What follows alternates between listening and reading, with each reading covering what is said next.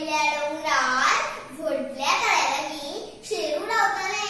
शेरूची एक जीवा भावाची इश्टीण आशिल्ली पारू। ताकाय शेरू खूप मानवताले। पारू सकयल्या वाड्यार रावताले। पारूक मेळपाक शेरू आतुरतेन येताले। एक दीस शेरून पारू आपल्या घरा आपयले आनी ती दोगांय व्हडल्या तळ्यार गेली। वतना दोगांय गजाली करूंक लागली। शेरू वाटेवयली झाडां झुडपां दाखयत त्या झाडांची वखदां करपाक कसो उपेग जाता हें पारूक सांगताले।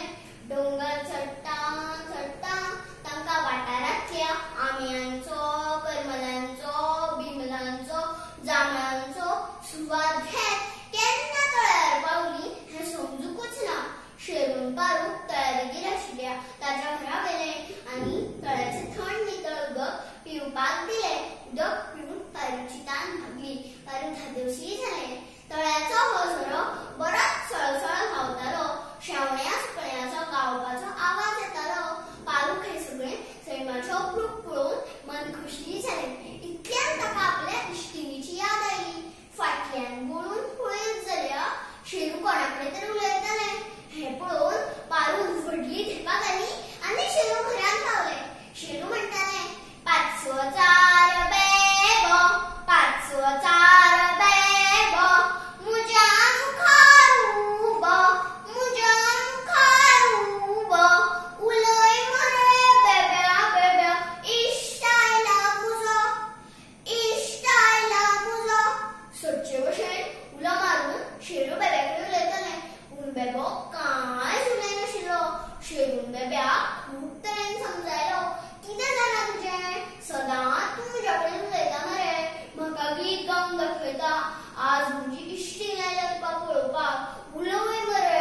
हें उलोवप आयकून बेब्यान धरुस म्हळें, एक एक। शेरून ताका लागसावन पळयलो। खरेंच ताच्या पांयांतल्यान रगत व्हांवतालें।